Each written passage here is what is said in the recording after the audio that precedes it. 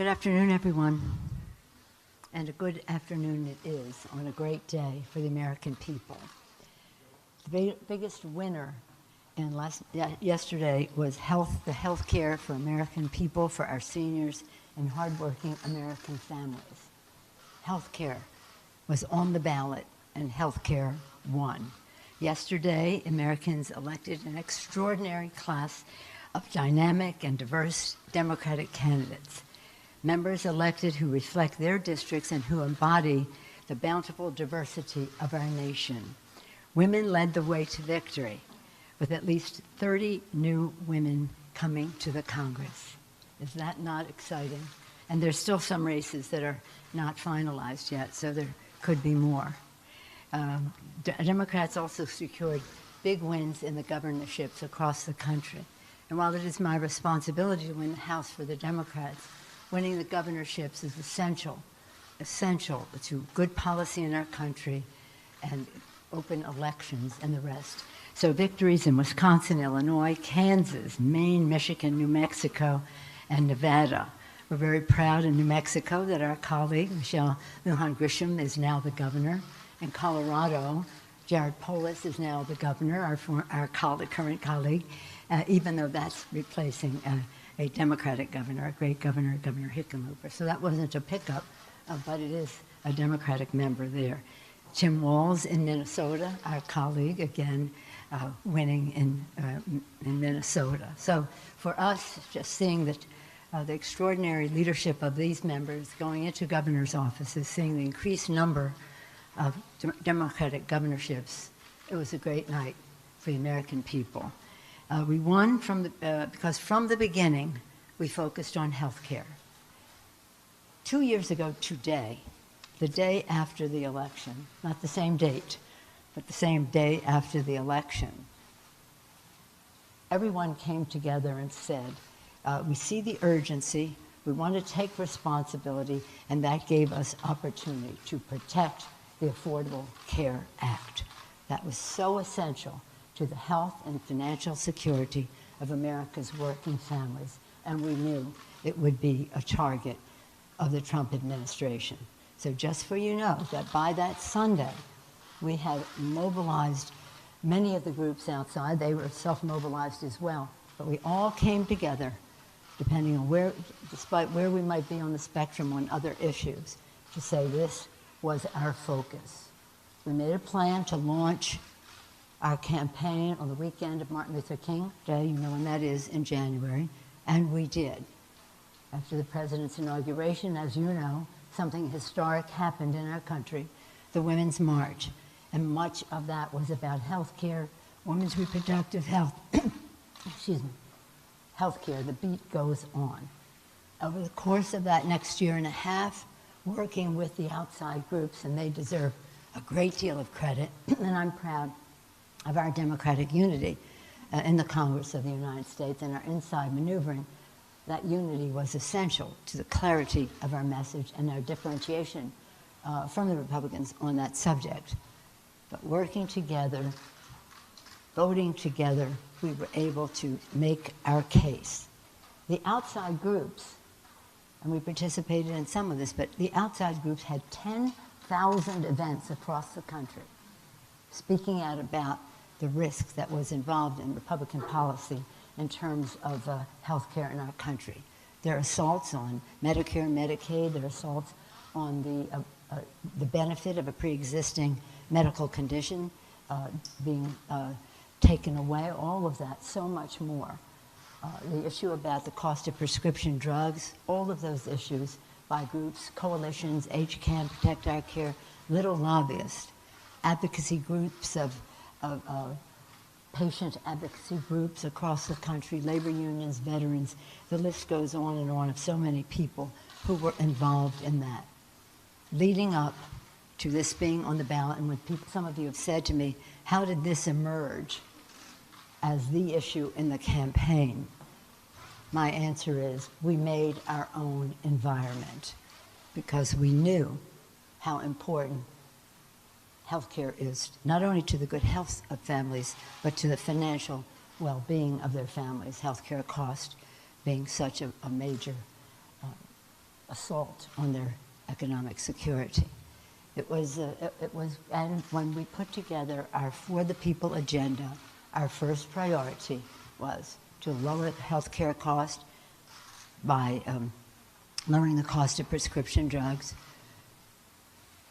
Leader Mitch McConnell went forth and really admitted that Medicare and Medicaid and some aspects of Social Security disability benefits were on the chopping block. The president pulled his punch when it came time to lowering the cost of prescription drugs by enabling the secretary to negotiate for that. So this is very important. That was For the People, lower health care costs, bigger paychecks by building the infrastructure of America, integrity in government by reducing the role of big dark money in the political spectrum. That was our agenda.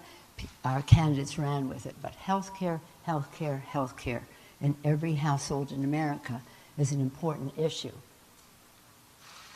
The man whose office I occupy now, Speaker Tip O'Neill, he said all politics is local. When it comes to healthcare, all politics is personal. And so, again, we made our own environment. While the GOP tried relentlessly to distract and divide, our candidates kept their focus on that subject. And when I say our candidates for re-election as well. Voters delivered a resounding verdict against congressional Republicans' attacks on Medicare, Medicaid, and the Affordable Care Act and people with pre-existing conditions in districts everywhere in America. They went in a new direction, a house that will, now they want a new direction, a house that will work to make progress in the lives of America's families and seniors. Democrats pledge, again, a new majority, our For the People agenda, lower health care costs, lower prescription drugs, bigger paychecks, building the infrastructure, clean up corruption to make America work for the American people's interest, not the special interest. Yesterday's election was not only a vote to protect America's health care, it was a vote to restore the health of our democracy, the health of our democracy. Under the Constitution, I'm proud that the legislative branch is the Article 1, the first branch of government, the legislative branch. Right after that beautiful preamble stating our purpose, Article 1, the legislative branch, there as a co-equal branch of the other branches of government and a check and balance on other branches of government. The American people want to put an end to unchecked GOP control of Washington, restoring, again, the checks and balances envisioned by our founders. That's a responsibility we have when we take that oath to protect and defend the Constitution. And we as Democrats are here to strengthen the institution in which we serve and not to have it be a rubber stamp for President Trump. House Democrats will honor our responsibility to the Constitution, as I said, have a concert, how we will do things. We will open the Congress with a rule that will insist upon openness and transparency so that the American people can see the impact of public policy on their lives, putting an end to what the Republicans did with their tax scam in the dark of night with the speed of light, no hearings on a bill that would have trillions of dollars of impact on our economy. That's over.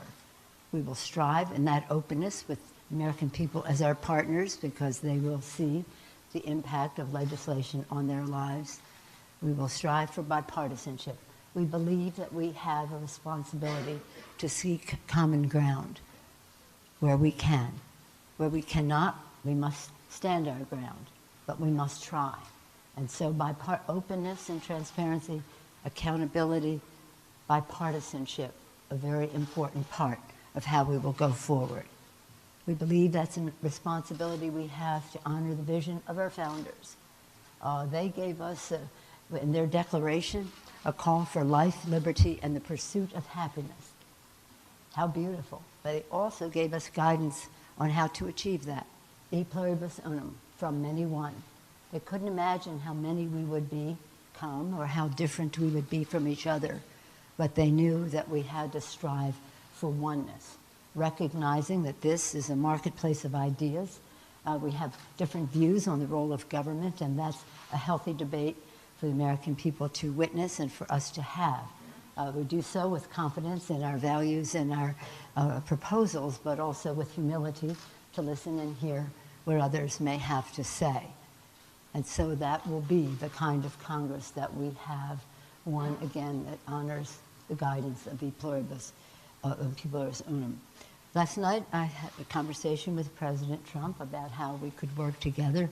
One of the issues that came up was part of our For the People agenda, building the infrastructure of America, and I hope that we can achieve that. He talked about it during his campaign and really didn't come through with it in his first 2 years in office, but that issue has not been a partisan issue in the Congress of the United States. Over the years, we've been able to work together regionally, bipartisan, across the aisle, across the Capitol, and down Pennsylvania Avenue. Hope that we can do that because we want to create jobs from sea to shining sea, creating good paying jobs, whether it's about surface transportation, water systems. My colleague, Congresswoman Eshe, was here at Champion on broadband, always on, high-speed broadband across America to end the digital divide, especially into rural areas as well as urban areas, and then schools, housing, and the rest. Those jobs, those initiatives will create good-paying jobs, will also generate other economic growth in their regions. So we hopefully we can work in a bipartisan way in that way. The other issue that we could hopefully work on is lowering the cost of prescription drugs, and that is something the President has talked about. We had it in our 6 for 06 12 years ago when we won the House. 5 of those 6 became law. The one we couldn't get 60 votes in the Senate for was enabling the Secretary to negotiate for lower prescription drug prices. We hope to get that done now because that is a big impact on America's family's budget. And then the third really caffeinating issue for us is integrity in government, to reduce the role of dark special interest money. And I commend all of our candidates for their commitment to the health care agenda, to the bigger paycheck agenda, and also to the good government agenda. They have written letters saying that they want H.R. 1, which is our better deal for America's democracy, to be something they vote on. But I say to them, when you come here, you will have an impact on what that legislation is. You may want to make some additions or some tweaking, but nonetheless, our newcomers will be part of putting together how the agenda goes forward, and we look forward to that invigoration of the Congress. I also spoke to Leader McConnell this morning, and how we could work together, especially on infrastructure. I did receive a call of congratulations from Speaker Ryan, and I welcomed that, and we discussed how it is to win and how it is not to win in terms of this. So in any event, the concern that he was expressing was about for some of his colleagues who would no longer be serving. On that point, I want to say something, because in winning this election, not only were we on the right side of history, we're on the right side of the future. This is where we have to go. But when we talk about the challenges that we face, we had to jump over gerrymandered lines all over the country. So when we talk about our success, it's about the grassroots operation, owning the ground. All of these groups that cared about health care, many of them out there to help elect people who shared their value about lowering health care costs, removing lifetime caps, even annual caps on insurance coverage, and certainly restoring the benefit of pre-existing conditions not being a barrier to coverage. Most importantly, though, are the quality of our candidates. They're spectacular from every walk of life, and some of them from a couple of different walks of life. And when they come here, they'll bring their experience, their knowledge, and especially their values to the Congress. We look forward to that.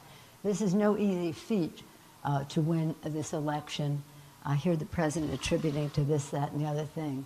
But when you think of how gerrymandered the country is, how we hope to change that, but nonetheless, how we were able to succeed in this election is a tribute again to the quality of our candidates, the determination of our grassroots folks across the country, and the values that we share with the American people. In terms of working with the president, I just would say that I worked very productively with President Bush when we had the majority and he had the presidency. We passed one of the biggest energy bills in the history of our country. We passed one of the biggest tax bills in terms of stimulus for low-income people as well as middle-income people in his presidency. And the list goes on. PEPFAR, he wanted PEPFAR, we want it big. And there's so many issues that we worked together, even though I vehemently opposed him in the war in Iraq.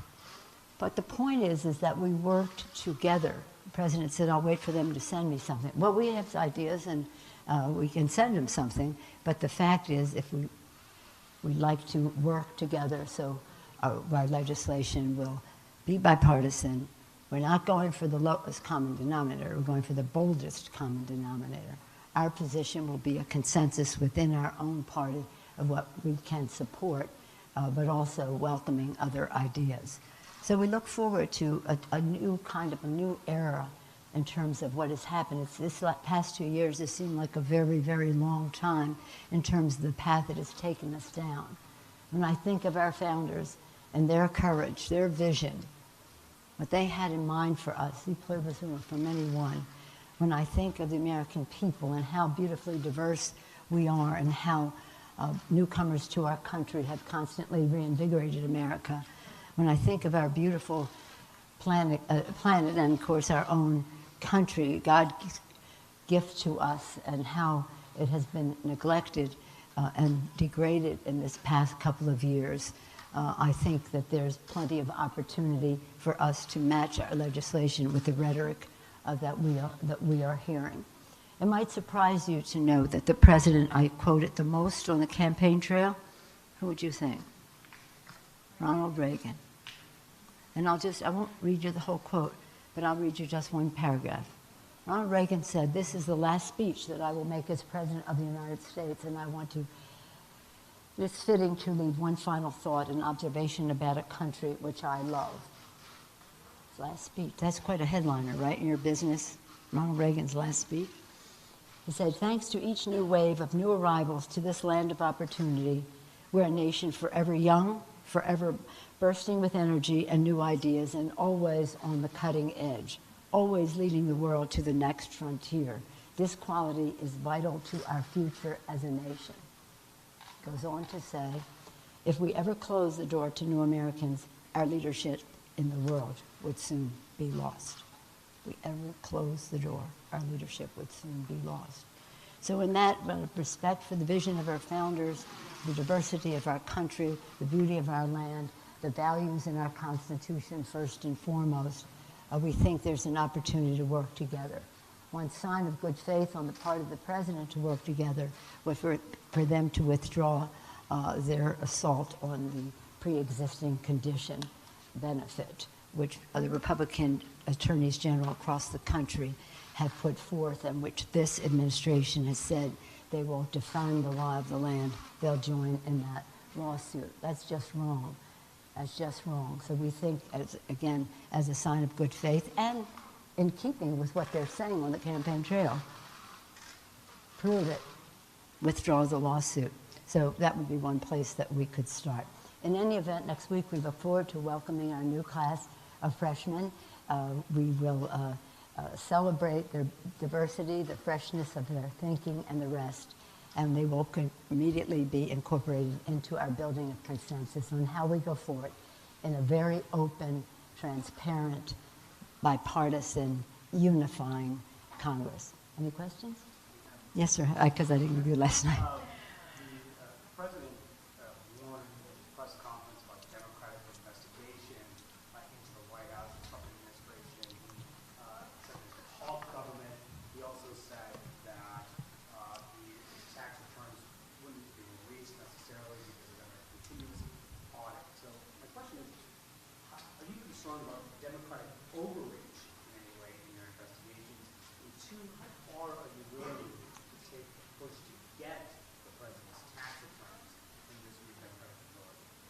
The president also said this was a good day for Republicans. So let's put that in perspective as well.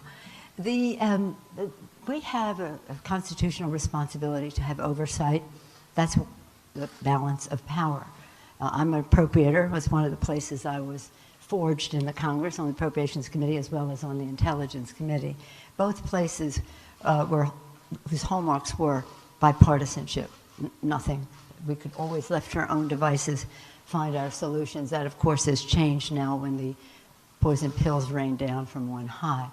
But in appropriations and in many of the other committees, all of the other committees, we have a responsibility for oversight. And hopefully, in the course of asking for information, we can just make the request and the information will come in. We're concerned about what's happening at EPA, for example, to degrading of the air we breathe and the water we drink, despite what the president said today. So that's only one example. I don't think we'll have any scattershot freelancing in terms of this. We will have a responsibility to honor our oversight responsibilities, and that's the path that we will go down. We're, again, trying to unify our country. How far will you go to try to get those tax returns? Look, when our committees, I'm a big believer in the committee system, always have been. Our committees will make their decisions and make their recommendations to the caucus. But you can be sure of one thing. When we go down any of these paths, we'll know what we're doing and we'll do it right. Yes, ma'am. Yes. 30 more.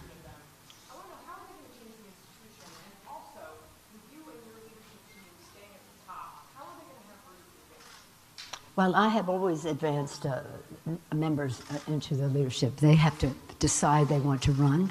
Many people like making their mark in their committees, and that's a decision they have to make. But to your first part of your question, some people have said to me, and I appreciate your question, some people have said to me, now that we have more women coming in, will we have more emphasis on things like child care and this or that? We have a big emphasis on that, and we need to make it stronger in the majority. But that's across the board in our caucus. I don't want women only to be, as important as that is, and it's vitally important to women's role in the workplace, I want women to not just be talking about those issues, because we view every issue as a women's issue. We believe the national security of our country is a women's issue. The economic security of our country. National security, economic security, issues that relate to energy and the rest. They're women's issues. So what I have always tried to do with everyone here is to, if they're interested, and try to introduce them to be interested, is to have a security credential, whether it's on armed services, intelligence, foreign affairs, veterans affairs, Mr. Cummings' Committee of Government Oversight, judiciary and fighting terrorism, to have a security credential. I think this is very important for the face of security in our country, not to just be the men who've been doing it all along, with all due respect to their terrific leadership, but for women to take command and have standing on those issues. And many of our new members coming in bring standing with them already. Some do, some do not. I do think that in terms of the economy and our committees, we have Maxine Waters at Financial Services, so there's already a record of high leadership on issues that relate to the economic security of our country. We have, I think, 4 new women members on the Ways and Means Committee just this past year. When usually there'd be 1 or maybe 1 or 2, but an infusion of 4 more new members. So again, in all of these issues, I want women to take ownership of what would be traditionally not as highly visible roles for them. And that's one of the ways that they will change the Congress. So that when the White House or the administration, whatever administration is, has to report to leadership in the Congress at any level about the safety of our country, they'll be talking to the full diversity of our country, our women, people of color, LGBTQ, and I think that's a very positive thing. because people in the public will see people who share their values, their experience, their concern, making decisions about the safety and security of our country. Many of the women that have been elected have said that they're not sure they can support you being Speaker of the House. You were the first woman Speaker of the House. Are you confident that you are going to be the next Speaker of the House? Yes, I am. Yes, I am. What I say to those women, congratulations on your election. Welcome.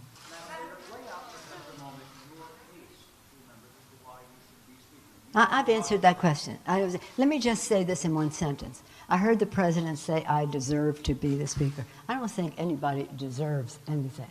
It's not about what you have done. It's what you can do. What you have done in the past speaks to your credentials, but it's about what you can do. And I think I'm the best person to go forward to unify, to negotiate. I'm a good negotiator, as anyone can see in terms of how we have won every negotiation so far. The only one we didn't win, because it wasn't a negotiation, was the GOP tax scam in the dark of night and the speed of light, as I said earlier. So I think that my case is about being the best person for how we go forward, and I'm not going to answer any more questions on that subject. We saw something this morning that challenges the conscience of our country. We saw something this morning that shows a differentiation in respect for the diversity of our country. We have to try to bridge that gap, to bring people together, and that I think I can do a good job at that. But I'm not going to spend any, I'd rather answer questions about policy and the rest. And the record will speak for itself. Yes, ma'am.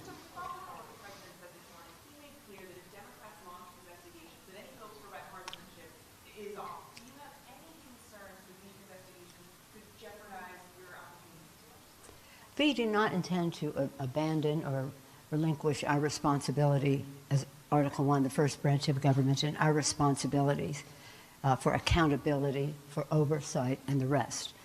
This doesn't mean we go looking for a fight, but it means that if we see a need to go forward, we will. But that will be the work of our committees.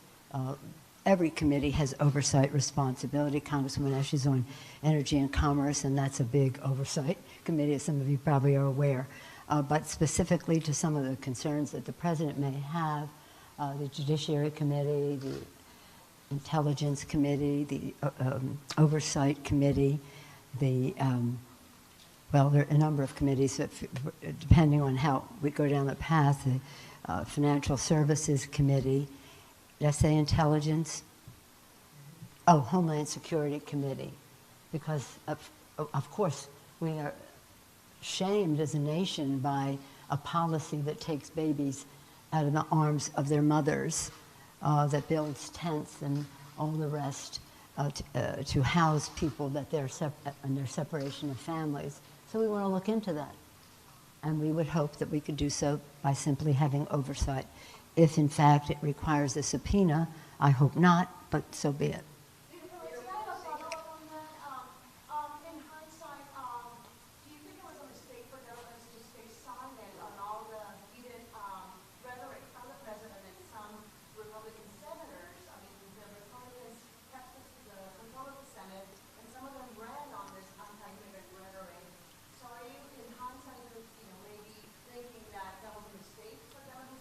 No, I do not. I urged our colleagues not to take the bait on what the president was putting out there. It's a very dangerous issue on the campaign trail because of the misrepresentations that are put out there. You don't win a fight by fighting that same fight. You win by sticking with the program for the people, lower health care costs, bigger paychecks, cleaner government. That produced a big victory for us in spite of the gerrymandering that the Republicans have done. I have no regret. Leader McConnell is pledging to, again, vote on the border wall and border security funding that he claims Democrats pushed back on. Well, I'm sorry, I don't know. I didn't watch his press conference. I don't know exactly what he said, but what I will say is this. One of the biggest resources that we have, when I say we, the American people, and we as representatives, is public sentiment. You've heard me say, many of you again and again, Abraham Lincoln, President Lincoln said, public sentiment is everything. With it, you can accomplish almost anything. Without it, practically nothing. And I do believe that one of the reasons that we will be successful in our negotiations is because the people will see the impact of what is being proposed on their lives, on their values, on our country. And so that is, look, President Ronald Reagan, President George Herbert Walker Bush, President Clinton, President George W. Bush, President Obama, all valued the contribution of newcomers to our country with their hope, their determination, their optimism, their courage to make the future better for their families. They're all American traits. And when they come with those values, they make America more American. Other presidents saw that. This president used it as in fear-mongering. I just don't think that's right. But in order to get in a position to fight it, we had to win on the issues that strike right to the financial security of America's working families, and those are our values. Yes, ma'am? Last question. That was loud.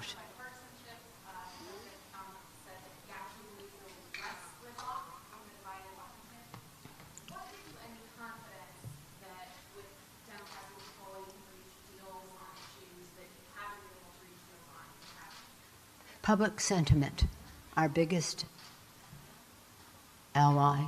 Martin Luther King said, legislation, no, he said, the ballot, the ballot, the ballot, legislation, legislation, legislation, your life, your life, your life.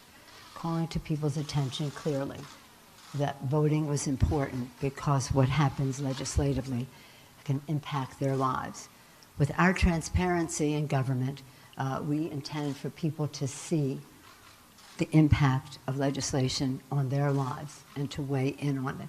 That is our strength. That is our strength. Another person who marched with Dr. King, Walter Reuther, he said the bread box and the ballot box cannot be separated. Decisions made at the negotiating table, successes at the negotiating table, will be overturned by what happens in legislative halls. People have to see more clearly the connection to voting policy and their lives so that they will vote and they will have an impact on the public policy. I feel very confident about it. I think Democrats come into this majority with a responsibility not to Democrat. It's not about Democrats or Republicans. It's about the United States of America. It's about the country that Ronald Reagan talked about, that he loved, the president said he loved, that we all love. We have a great obligation to honor the vision of our founders and what they were so courageous in fighting for and so brilliant in presenting to us. We have a responsibility to our men and women in uniform, the sacrifices they and their families have made over time to keep us the land of the free and the home of the brave. And we have a major responsibility to our children and their future, because this is all about, elections are all about the future. And I think there has to be a place where we can find common ground to end a situation in our country, which is that 1 in 5 children in America goes to sleep hungry at night. 1 in 5 children in America lives in poverty. How could it be in the wealthiest country that ever existed in the history of the world? How do we address that? By lifting up everyone in our society to speak to the bigger paychecks for everyone, including lifting up those at the bottom. The middle class is the backbone of America. Some of us believe that the middle class has a union label on it. So the more we can do about people having involvement in the determination of their fate. If I just may say, I brag about our candidates saying they know their why. They know why they were running. They know what they cared about, and to speak to it authoritatively. They knew how to communicate with their constituents and relate to their hopes, dreams, aspirations, and concerns. My why has always been the 1 in 5 children who live in poverty, because I think it's a symptom of something else in our society about everybody not participating in the full prosperity of America. And when I say that, I say it to say that there are many ways to solve problems. That some of it is direct, some not. But I do think the American people have good heart. I respect them, those who vote with us, those who do not vote with us, and I respect all of you. Our Constitution, central to it was checks and balances, but further to it was the Bill of Rights. And I do believe that the freedom of the press is the guardian of the gate of our democracy. While we may not always like the press we get, that's not the point. The point is that it's important that you're there to speak truth, to hold us accountable. And I don't think that it's a good idea to undermine the freedom of the press in our country, because we are an example to the world, this great beacon. Ronald Reagan talked about the Statue of Liberty, the beacon of hope to the world, not only to incoming people, but to what we stand for. So God has truly blessed America with our founders and our values in the Constitution, as I mentioned, with the American people and their beautiful diversity, and with this beautiful land that God gave us. I work with some of the evangelicals because we believe it is God's creation. We have a moral responsibility to be good stewards. So when we build the infrastructure, we have to do so in a green way. For these and other reasons, I look forward to working with you along the way. Thank you for being here today. Again, we're very excited about our new members who will be coming next week to start for the fresh start in a new Congress. Thank you all very much.